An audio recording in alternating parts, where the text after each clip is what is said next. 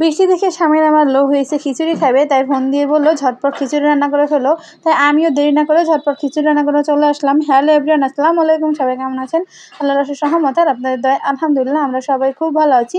এখানে আমি একটা বোর্ড বানিয়েছিলাম কাগজের, আসলে র্যাক আর কি, সব কিছু রাখার জন্য, টুকিটাকে জিনিসপত্র রাখবো এই জন্য। পরে বাবুর জন্য আসলে সেটা নিচে রাখা হয়নি, উপরে রাখছি। তো এখন দেখা যাচ্ছে কি যে উপরে রাখার কারণে দেখা যায় যে কাগজটার জন্য দেখতে একটু খারাপ লাগছিল। তো এই কারণে আমি এটাকে একটু কালার করে নিয়েছিলাম। আর এমনিতেও আমার যে কালারগুলো ছিল এগুলো কেমন যেন নষ্ট হয়ে যাচ্ছে, ভাবলাম নষ্ট হওয়ার আগে তো কাজে লাগিয়ে চলে আসলাম রান্নাঘরে। অনেকদিন হয়েছে রান্নাঘরের ওই ছানসেটের উপরের দিকটা ক্লিন করা হয় না, নিচের দিকটা হাতের কাছে থাকার কারণে প্রায় কিন্তু ক্লিন করা হয়, কিন্তু উপরে অনেক কিছু থাকে যেগুলো নামানোর পর তারপর আবার ক্লিন করা হয়ে ওঠে না। আর যেহেতু বাসায় বাচ্চা আছে, দেখা যায় কি যে বারবার এগুলো নামানোও হয় না। তাছাড়াও আমি হাতে তেমন একটা সময় পাই না বাচ্চাকে সামলানো। তাছাড়া দেখা যায় ছোটো বাবু কান্নাকাটি করলে উপরের দিকটা সব নামিয়ে আবার গুছানো একটা ঝামেলার মনে হয়। আর যেহেতু সব নিজের একারাতেই করতে হয়, তো এই জন্য অনেক সময় সাহস করে হয়ে ওঠে না। তারপর আজকে ভাবলাম যে করেই ফেলি।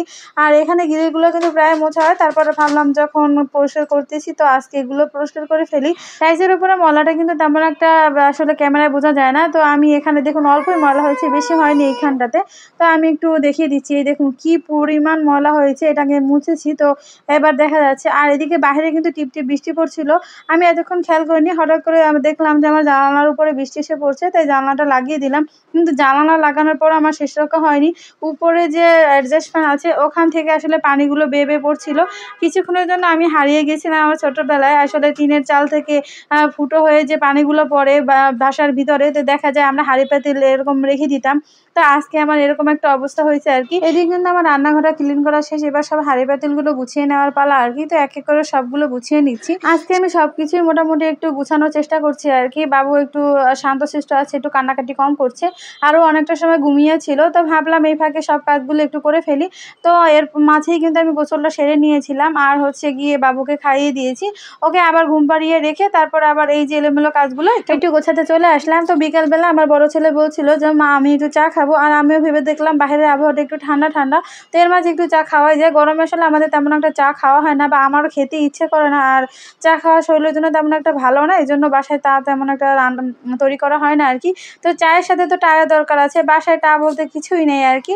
তো ভাবলাম তাহলে এরকম কিছু বড়া বানিয়ে নিই, চায়ের সাথে শুধু শুধু আসলে চা খেতে তেমন একটা ভালো লাগবে না। কিছুটা ময়দা গুলিয়ে তারপরে ছোটো ছোটো করে আর কি বড়ার মতো করে ভেজে নিয়েছি, আসলে শর্টকাটে যা তৈরি করা যায় আর কি। তো হাতে কাঁধে চাপও ছিল, আর শরীরে তেমন একটা ভালো লাগছিল না, কিছু করবো না। হঠাৎ করে আমার হাজব্যান্ড ফোন দিয়ে বললো বাইরে যখন অনেক বৃষ্টি হচ্ছে তুমি একটু খিচুড়ি রান্না করো। তারপরও আমি তাকে একটু বলেছি যে আমি পারবো না রান্না করতে, বাচ্চারা অনেক দুষ্টুমি করছে, আমি পারবো না, এমনিতে আজকে অনেক কাজ করে ফেলেছি। কিন্তু তারপর সে ফোনটা কেটে দিয়েছে। তো যাই হোক, সে মন খারাপ করবে এই ভেবেই ভাবলাম যে না, রান্নাটা করেই ফেলি। এখানে আম্মু বাড়ি থেকে আমার জন্য এই একটা খিচুড়ির প্যাকেট নিয়ে এসেছিলো, আসলে এটা রেডি করা খিচুড়ি।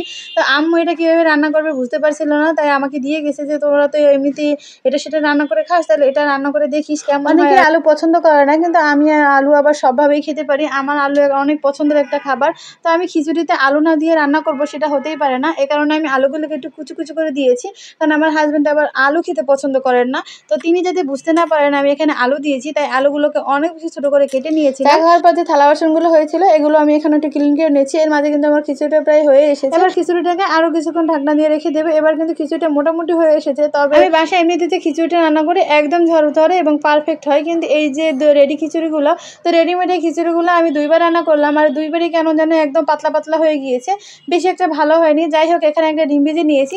সকালে ভর্তা বানিয়েছিলাম, ওখান থেকে অনেকগুলো ভর্তা থেকে গিয়েছিল, তো ভেবেছিলাম এটা দিয়ে খিচুড়ি খেয়ে নেবো। না, তাদের দুই বাবা ছেলে আবার ডিম লাগবে। ডিম ভাজতে গিয়ে দেখি আমার ছেলে এখানে ঘুমিয়ে পড়ছে, তো এসে তুলে তারপরে আবার খাওয়াচ্ছিলাম, তো খেতে চাচ্ছিল না, ঘুম থেকে উঠেছে তো তাই এজন্য আর কি।